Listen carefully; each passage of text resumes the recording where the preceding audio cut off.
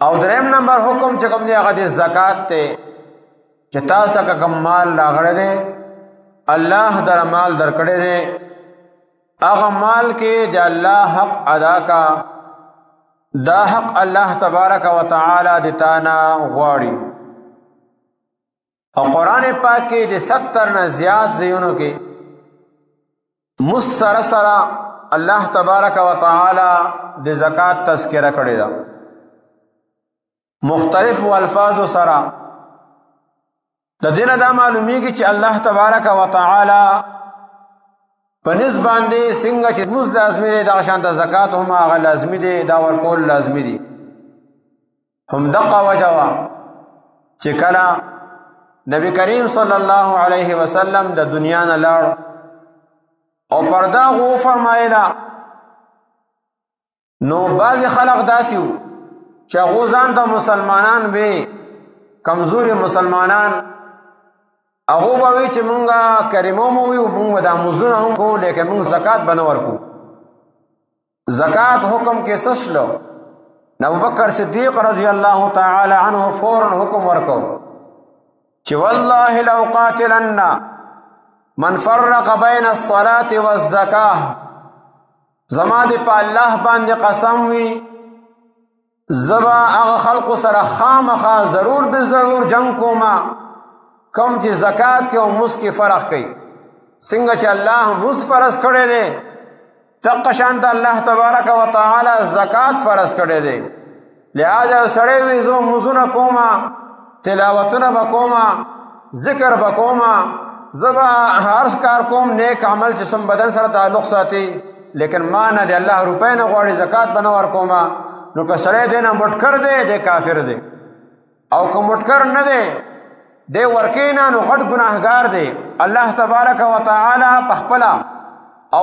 د پیغمبر علیه الصلاۃ والسلام په حدیث مبارکه کې سخترین وعیدونه بیان کړی دي چې کوم خلق زکات نو ورکی زکات نو ورکول دی وجنا او معاشره باندې اثر پریوزی زکات نو ورکول دی وجنا په دې ځمکه باندې اثر پریوزی په دې ساورو باندې اثر پریوزی د اسمان هم خفوي د ځمکه هم خفوي د دریابونو کوم فرق راځي په سمندر کې هم فرق راځي د غید وجن الله تبارک و تعالی حکم کړی چې زکات په خامہ خبر کوي من فرق بین الصلاة والزکاه څوک چې زکات او د نس کې فرق راولي او هغه جدا جدا تا غني نو به خامہ هغه سره jihad کوم دا اعلان وکړو او تر دې پورې اعلان وکړو چې هغه سره به هم jihad کوما چې نن مخکې وای د اوخو به چراکا و سره به رسای را کولا اوس اوخو راکی لکنه غرسای نه راکی هغه سره به هم jihad کوما حکم سخت کا دی لپاره چې دا په نسبت باندې زکات هم لازمي وو نو الله تبارک و تعالی زکات په مسلمانانو باندې فرض کړی دی او دا صرف مسلمانانو ته دا حکم نه دی کړی دی امت ته مخکنو امتونو ته هم نه دی تذکرہ وا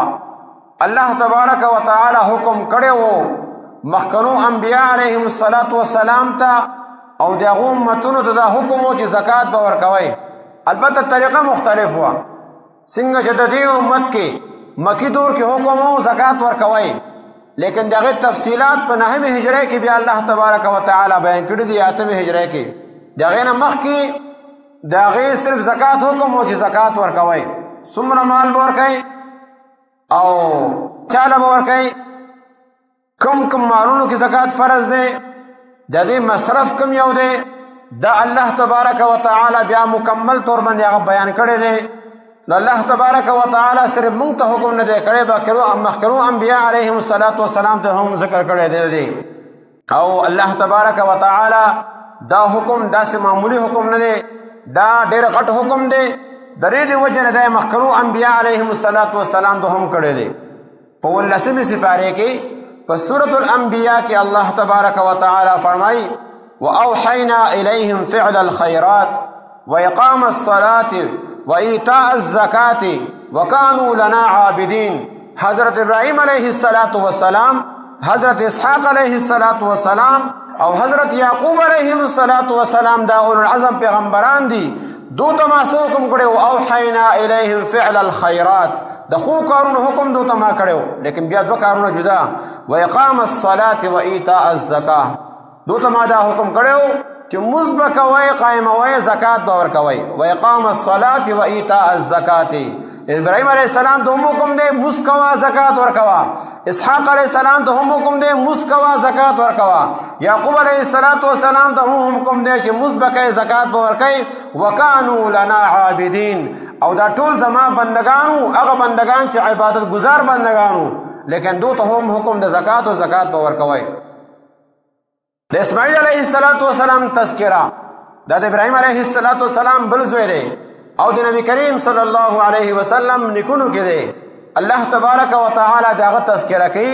په 14مې سپاره کې په سورۃ مریم کې وکانه یأمر اهله بالصلاة والزکاة چې اسماعیل علیہ السلام کار داو چې هغه خپل کور والو ته د موږ حکم کاو زکات حکم وکاو خپل کور والو ته نه په خپل هم مسکو زکات به ورکاو لیکن خپل کور والو ته هم دغه کار دا و چې هغه ته به حکم کو چې مزو کوي پابندي کوي زکات ورکوي معلومه ده چې مسلمان شان دا پکار دی چې د خپل هم مز گزاري خپل کور والو ته هم د مز حکم ورکوي د خپل به هم زکات ورکوي او خپل کور والو ته هم دا چې تاسو کا سونا ده تاسو کا مال له تاسو کا نقد روپے دي بچیا تا زکات ورکړ دې کنه ورکړې بیبی نه متا پوس کې تا زکات ورکړ دې کنه دې ورکړې موري پتا سکه ځما مال له سونا دا شپاړه ستوري اتل ستوري سونا دا تا سکه پدې من زکات ته تا زکات ورکړ دې کنه دې ورکړې موږ مسلمانان یو د الله تبارک و تعالی حکم دې زکات ورکوي تا پدې کې زکات ورکړ دې کنه دې ورکړې کنه دې ورکړې ورنه دې ورکړې او کو ورکړې دې نو پوره دې ورکړ دې کنه چې ورکړې دې بیا چاله دې ورکړې دې چې د جمعه تعمیر کې خونه دې ورکړې چې د مدرسې تعمیر کې خونه دې ورکړې چرته مالدار لا سید له خونه دې ورکړې چرته خپل رشتہ دارانو کې چې کوم تانه پیدا دي نسولا لونلا او دوله خونه دې ورکړې یا خپل مور خپل له خونه دې ورکړې مصرف دې صحیح استعمال کړ دې کنه هغه ته پوس پکار دې دا د انبیاء علیهم السلام طریقه دا وکانه یامر اهله بالصلاه والزکات زکات حکم وکاو او دې مز حکم وکاو خپل کور والو ته بنی اسرائیل ته الله تبارک و تعالی څه خبر خولې وی او دغه لوز غستیو کدا کارونه تاسو کې راغلل نو هغه کې تیم کې زما ملګرتیا به تاسو سره زما تاسو سره ملګرتیا کوم زما مدد به تاسو سره وقال الله انی معکم الله تبارک و تعالی فرمایل بنی اسرائیل ته د موسی علیه السلام قوم ته زما ملګرتیا به تاسو سره وی کلا لئن اقمتم الصلاة وآتیتم الزکاة وآمنتم برسلی شپږم سپاره ده او سورۃ المائده ده الله تبارک و تعالی فرمایي الله وی چې دې بنی اسرائیل ته زما ملګرتیا به تاسو سره وی کلا لئن اقمتم الصلاة وآتیتم الزکاة که چېرته تاسو مونځ قایمو زکات ورکو وآمنتم برسلی زما پیغمبرانو باندې ایمان راوړو زما ملګرتیا به تاسو سره معلومه ده چې سړی دعا غواړي چې الله مدد ما سره راشي که سړی دا غواړي چې الله تبارک و تعالی د طرف نه ما سره ملګرتیا میلاو شي نو هغه د مونځ پابندي کوي او هغه د زکات ورکوي او هغه د خپل د ایمان فکر کوي بار بار چې زما ایمان چې ته خراب نشي په دې کې خلل پرې نه وځي الله تبارک و تعالی فرمایي وقال الله انی معکم لئن اقمتم الصلاة وآتیتم الزکاة نو ته هم حکم دا و بنی اسرائیل ته زکات ورکوي حضرت عیسی علیه السلام دا اخیری پیغمبر دی بنی اسرائیل او الله تبارک و تعالی هغه یو نخا او قوم د پاره قیامت ابو انسانانو د پاره یو عبرت نخا جوړ کړی دا چې بغیر د پلار نه پیدا کړی دی نو کله چې دی پیدا شو سوره مریم کې الله تبارک و تعالی دغه واقعه ذکر کړی دا وذکر فی الکتاب مریم دا دویم رکوع د سوره مریم 14مه سپاره ده په دې کې تفصیل سره دا واقعه راغله چې مریم علیه السلام الله تبارک و تعالی بغیر د خاوند زوی ورکو هغه زوی چې کله پیدا شونه دا ډیره زیاته پریشان و اوس که دا بچی جوړه کې نسم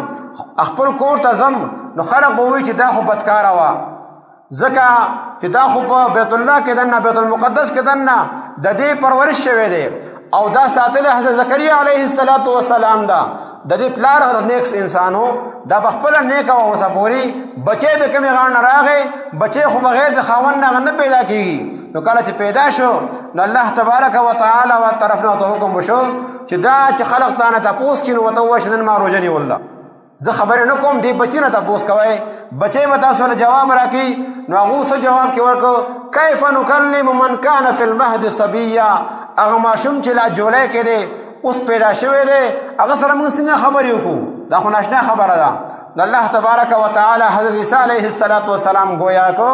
عیسی علیه السلام فرمایل چې انی عبد الله اوه بنی اسرائیل پریشان کېږئ مو زه د الله بنده ما او دیم آتانی الکتاب وجعلنی نبیا تاسو تهمت مه لګوئ زما مور باندې الله مالا کتاب را کړی دی مستقبل کو مال راکړي وجعلنی نبیا الله زه پیغمبر ګرځولی ما او بیا وجعلنی مبارکا اینما کنت واوصانی بالصلاة والزکاة ما دمت حیا وجعلنی مبارکا الله ز برکت والا جوړ کړی ما برکتی مزه عیسی علیه السلام فرمایي لا ماشوم دی وړکواله کې اینما کنت کمزه کې چزیم او بیا دا واوصانی الله ما ته حکم کړی دی زه د الله بندایم الله ما ته حکم کړی دی بالصلاة والزکاة د مزما او د زکات ما کم ټیمه پوری وخت پوری نه ما دمت حیا سو پورز ژوندې ما ته حکم دی چې مز به هم کوي ما ته حکم دی چې زکات به هم ورکوي معلومه ده چې الله تبارک وتعالى مخکونو امتونو د زکات هغه فرض کړو تفصيلات هر امت هغه جدا جدا کې دي شي الله فرمایي وما آتیتم من زکات تريدون وجه الله فاولئک هم المضعفون کوم چې تاسو زکات ورکوي او مقصد دی الله رضا وي دا الله زیاتی بل ځکه الله فرمایي الذين يقيمون الصلاة ويؤتون الزکاه دا د مکی آیتونه دي د مکی والا مکی کوم حکم دا چې زکات به ورکوي چې مستقیمی زکات ورکي وهم بالآخرة هم يوقنون او په آخرت باندې هغه یقین ساتي نبی کریم صلی الله علیه وسلم فرمایي الزکات قنطرة الاسلام زکات کوم دی دا د اسلام پل دی پل زکات د اسلام پل دی څه مطلب دی عبدالعزیز رحمت الله علیه سید عمر دی فرمایي چې موزو د انسان له نیمې لارې رسوي د چې روان شي موز باندې د بادشاه ته کومه لار ده په هغې باندې نیمې لار ده د موز په ذریعې سره ورسوي او کله چې د انسان روژه ونیسي نو د بادشاه دروازه هغې سره وټکوي او کله چې دی زکات ورکړي نو بادشاه ته ورسېده صدقه او خیرات چې ورکړه زکات یې ورکړه دی الله تبارک وتعالی ته ورسېده ځکه دا روپۍ د جیب نه واخیستل چې تا ګټل محنت پې تا کړی دی او اوس ته اخلي یو غریب له ورکوي دا ډېر ګران کار دی دی وجه الله تبارک وتعالی دا چې تا زما رضا لپاره وکړله نو ته ما ته راورسېدې نو د دې وجه نه زکات ځان بوج به نه ګڼئ زکات تعالی الله مال لا کړی په کال کې درنه صرف څلوېښتمو روپۍ غواړي روزانه خپل ماشومانو له موږ څو پیسې ورکوو خپل ماشومانو له څو پیسې موږ روزانه ورکوو یو ماشوم شل دېرش روپۍ خوري نو که الله تبارک وتعالی په 100 روپو کې تا نه